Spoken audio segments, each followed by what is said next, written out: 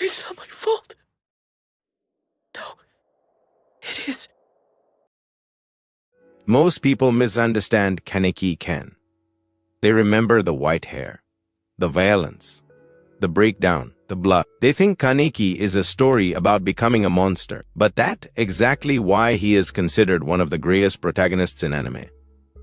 Because Kaneki Ken is not a power fantasy. He is not a hero's journey. He is not even a story about winning. He is a study of what happens when a gentle person is pushed into a world that only respects strength. And once you understand that, Tokyo Ghoul stops being about ghouls. It becomes a mirror. Kaneki Ken was never meant to survive this story. Not because he was weak, but because the world has no tolerance for gentleness without armor. From the very beginning, Kaneki is not chasing power. He is not chasing purpose. He is not even chasing happiness. He is chasing safety. A quiet table. A warm cup of coffee. A conversation that does he turn into a test. A life where kindness is not punished. Kaneki reads books because books never demand anything from him. They don't judge him. They don't challenge him. They don't ask him to be louder, stronger, or more decisive than he already is. He avoids conflict not because he is cowardly, but because conflict always collects its payment late. And Kaneki has been paying his entire life. He listens more than he speaks because he learned early that speaking invites attention. And attention invites expectation. And expectations invite disappointment. Kaneki's gentleness is not a personality trait. It is a survival strategy. And like most survival strategies learned too young, it comes at a cost. His mother teaches him something that sounds like wisdom. It's better for you to be hurt than to hurt others. On the surface, this looks like kindness, morality, selflessness. But psychology tells a quieter, more dangerous truth. When a child is taught that their pain is acceptable, but the pain of others is sacred, they do not grow into saints. They grow into shadows. They learn that their suffering is background noise, that their limits are inconvenience, that their needs should be swallowed before they become visible. Kaneki does he learn how to protect himself. He learns how to endure. And endurance, when mistaken for virtue, becomes self-erasure. So Kaneki grows up doing what gentle children often do.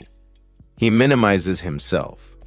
He apologizes for existing. He absorbs discomfort so others don't have to feel it. This becomes his first identity, not Kaneki the kind, but Kaneki the convenient. And for a while, it works. People don't fight him. They don't fear him. They don't notice him enough to hurt him deeply. But the problem with invisibility is simple. You cannot be protected in a world that does not see you.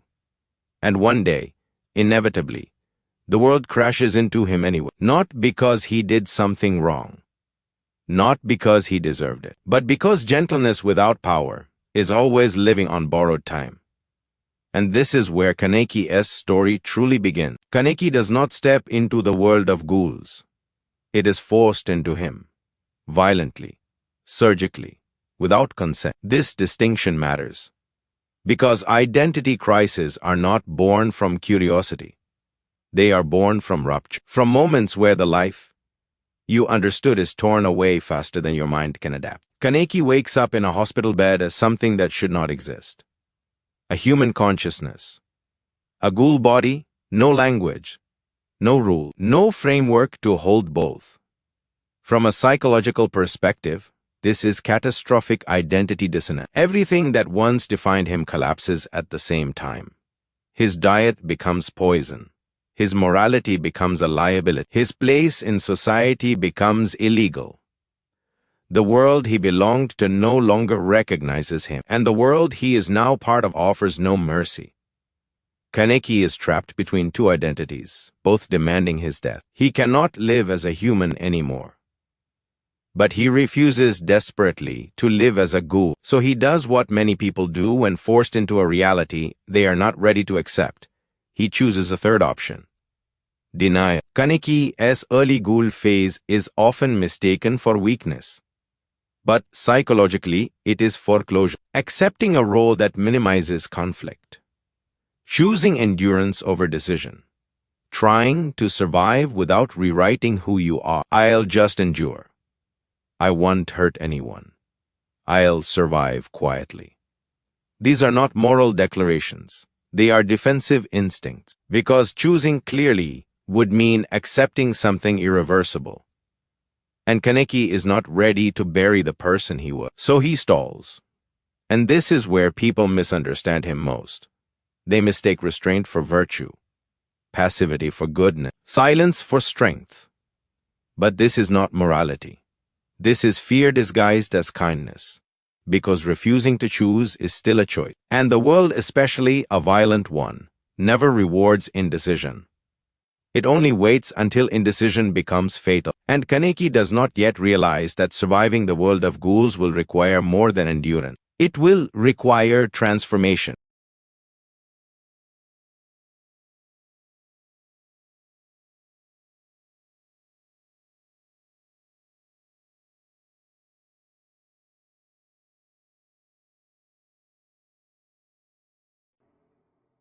What? It's not my fault. No, it is. I'm the one to blame. It took a lot of blood for you to learn that lesson. Do me a favor, okay? Don't just sit there wallowing in your own guilt. That's not going to change anything either. You've got a problem with that, you know?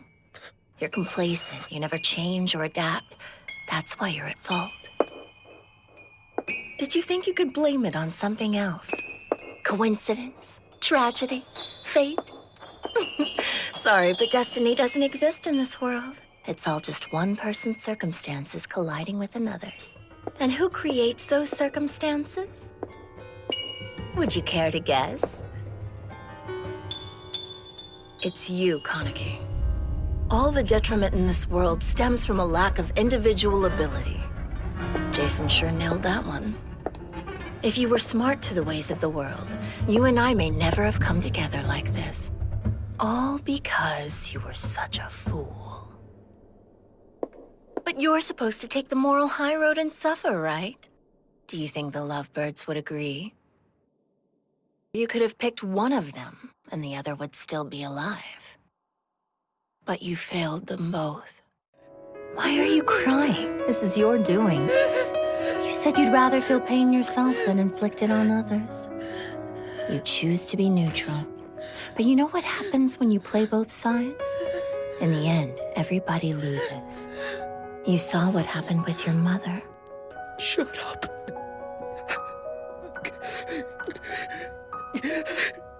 Mom. Oh, Mom. I wish that you were still here with me. I hate being all alone. I miss you so much it hurts. Why couldn't you just live for me? You had a choice. Why didn't you choose me? Even if it meant forsaking your aunt? Yes, if she'd be here now! Even if it meant hurting her? If it had to be done! Even if it meant killing her? Whatever it takes! Good boy. Now you've got it, Kaneki. You've learned the lesson your mother couldn't seem to grasp. That sometimes, to protect one thing, you have to have the resolve to let go of another. Her actions didn't make her kind, they made her weak. She didn't have the resolve, the strength to turn her back and focus on what's important.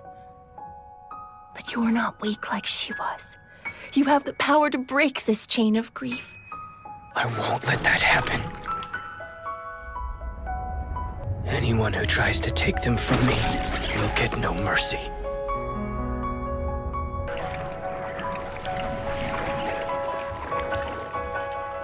And what if your decision ends up being the wrong one in the end? That won't happen because I'm not wrong. What's wrong is this messed up world.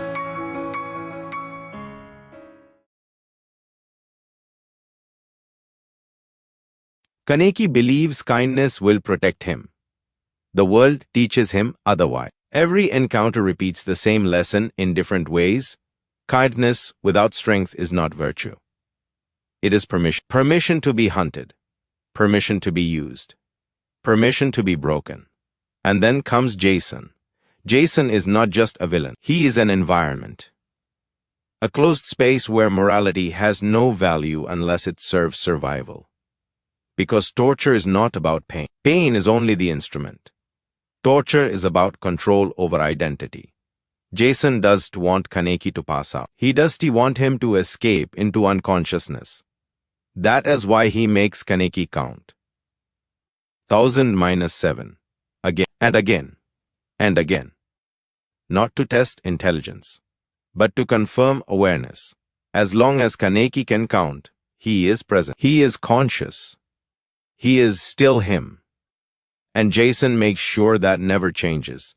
Time stretches unnaturally. When Kaneki's body can no longer respond, Jason fills buckets with what remains, not to kill him, but to continue, because death would end the experiment. And this is the important part.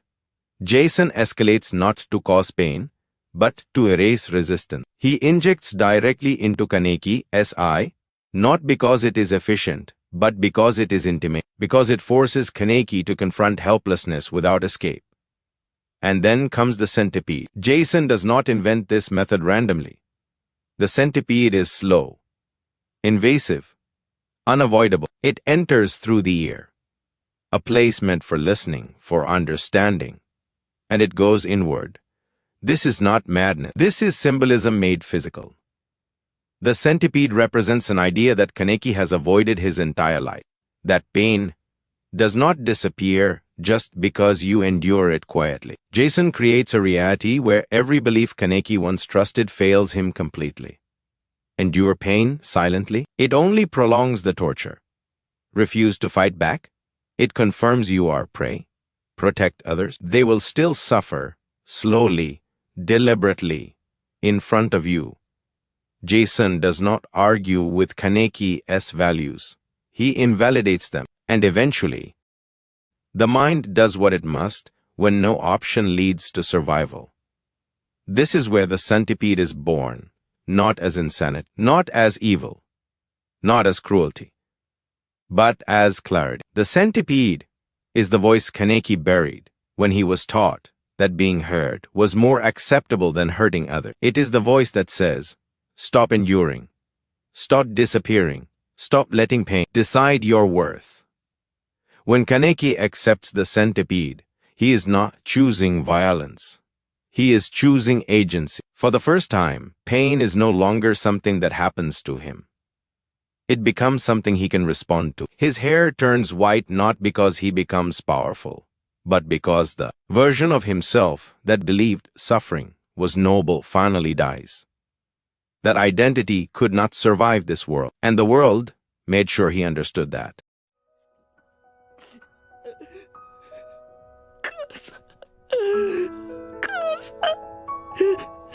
なんで僕を一人にしたんだ。寂しかった。一人は嫌だ。僕を選んで欲しかった。僕のために生きて欲しかった。おばを見殺しにしても、見殺しにしても、誰かを傷つけても、傷つけても、命を奪っても、奪っても。いい子。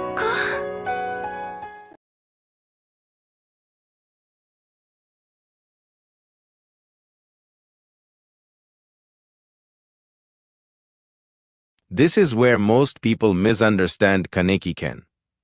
They see the white hair and mistake silence for cruelty, control for coldness, distance for lack of care. But white-haired Kaneki is not evil. He is control. He stops asking questions that once governed his entire life. Is this okay? Am I allowed? Will they hate me? And he begins asking a different question. What must be done? From a psychological perspective, this is an overcorrection. When anger is suppressed for too long, it does return gently.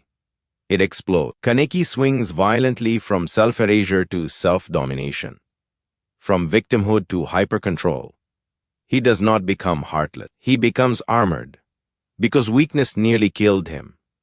And now, strength feels like the only language the world understands. But this version of Kaneki is still incomplete, because it is built on trauma, not integration. Anteku, the last place he felt human before everything shattered. Anteku was more than a cafe. It was a refuge, a place where Kaneki was not forced to choose between hunger and morality. Yoshimura does not teach Kaneki how to fight. He teaches him something far rare: restraint with dignity. Yoshimura understands that power without purpose creates monsters. But he also understands something Kaneki is still learning: kindness without strength invites destruction. Yoshimura never demands Kaneki to abandon his gentleness. He shows him that gentleness must be protected. But Kaneki, fresh from torture, cannot hear balance yet. He only hears threat. Tuka, the mirror he can. They look at Tuka sees through white-haired Kaneki immediately, not because she is smarter, but because she recognizes the pattern. She lived it. Tuka knows what it means to grow up angry in a world that hates what you are.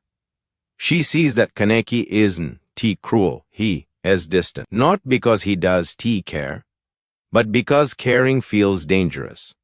Every time Kaneki pulls away from Tuka, it is not rejection, it's fear. Fear that closeness will once again become leverage. Fear that attachment will turn into punishment. Hide, the guilt that never leaves. And then there is hide. Hide represents the part of Kaneki that was never meant to die. Human warmth, laughter, unconditional presence. Hide does judge Kaneki. He does demand explanation. He does ask him to justify his existence. Which is exactly why Kaneki distances himself. Because Hide reminds him of the person he believes he can never be again. Every step Kaneki takes away from Hide is not indifference. It is shame. Shame that survival changed him. Shame that kindness alone could not save him.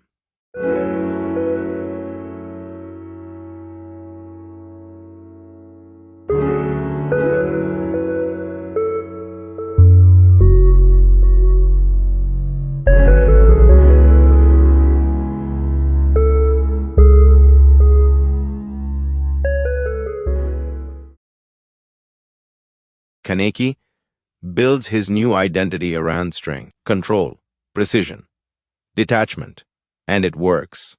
He survives. He protects others. He stops being prey. But the cost is quiet and devastating.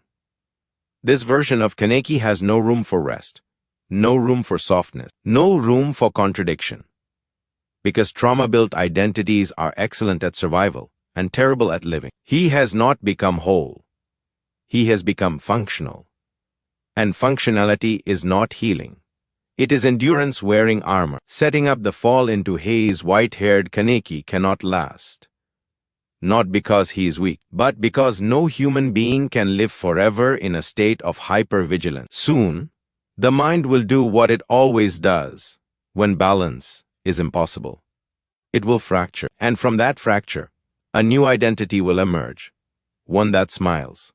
One that forgets, one that feels safe. But safety built on forgetting comes with its own price. And that is where Heise Sasaki begins. Heise Sasaki, the mind's emergency exit when pain becomes unbearable. The mind does something extraordinary. It does not break, it reorganizes. When reality becomes too violent to process, the psyche looks for an exit that still allows the body to function. This is called dissociation. And Heise Sasaki is not a lie. He is a psychological survival mechanism. Kaneki's mind does not erase itself. It creates distance. Distance from blood. Distance from guilt. Distance from memories that would otherwise collapse him from the inside. Heise exists so Kaneki can keep breathing, without reliving every death he carries. This is not weakness. This is intelligence under extreme pressure. Heise Sasaki is what Kaneki might have become in a kinder world: polite, soft-spoken, thoughtful. A mentor instead of a weapon. A guide instead of a destroyer. Heise cares deeply for his subordinates, because scare no longer feels dangerous to him. The memories that once punished him are sealed away. And for the first time in a long time, Kaneki feels something close to peace. But dissociation is not healing. It is containment. And containment always leaks. Suppressed identities do not disappear. They wait. They surface in dreams, in flashes, in moments where the mask slips. The centipede whispers, not loudly, not violently, patiently. The cracks begin to form where Hayes cannot see them, because you cannot amputate parts of yourself without consequences. You can bury memory, but you cannot bury identity. Eventually, the mind demands integration, not escape. And when the barrier finally fails, what returns is not chaos. It is truth. And Hayes Sasaki's existence makes one thing clear. Kaneki was never healed. He was paused.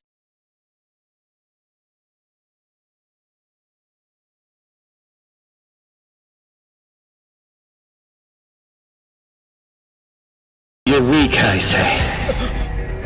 You've got to do something and fast, or he's gonna kill your men. You can't keep anyone safe, can you? Turn around, I say. Look at me. Don't turn your back on a friend. You know that you need me. Do it. Accept me as part of you. Kaneki does not become the one-eyed king because he is the strongest. He becomes the one-eyed king because he stops running from himself. This is the final misunderstanding. People think the one-eyed king is Kaneki at his peak power. In reality, he is Kaneki at his peak acceptance. For the first time, Kaneki does not erase parts of himself. He does not suppress the human. He does not reject the ghoul. He does not hide behind politeness. He does not lose himself in rage. He integrates. Eye patch. Centipede. Kakuja. Black Reaper. King. Not masks anymore. Identities acknowledged. The one-eyed king is not born from hatred of the world, but from clarity about it. Kaneki finally understands something simple and terrifying. You cannot save everyone. You cannot remain innocent, but you can choose what kind of monster you become. And then, Hyde returns. Not as a savior, not as a solution, but as a mirror. Hyde is the last thread connecting Kaneki to the boy he once was. The boy who wanted to belong. The boy who wanted to be normal. The boy who thought kindness alone was enough. Hyde does he judge him? Does he glorify him? He accepts him. And that matters more than forgiveness. Because Hyde proves something crucial. Kaneki was never wrong for surviving. He was never evil for changing. He was never weak for breaking. He was human for all of it. This is why Kaneki can finally stand still. Because someone sees all of him and stays. Tuka is not Kaneki's reward. She is his proof of growth. Early Kaneki clung to people out of fear. White-haired Kaneki pushed people away out of control. Hayes tried to forget people to survive. But Kaneki with Tuka is different.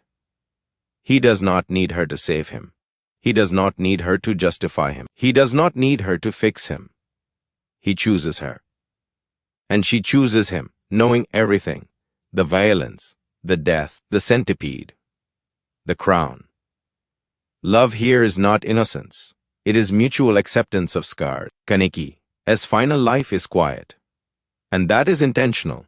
No throne, no godhood, no endless war. Just a man who once carried unbearable pain, now carrying his child.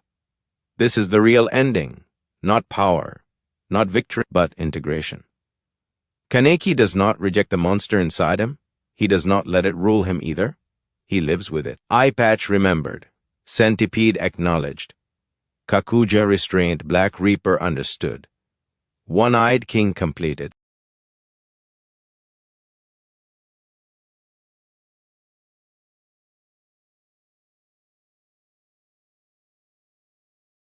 क्या तुम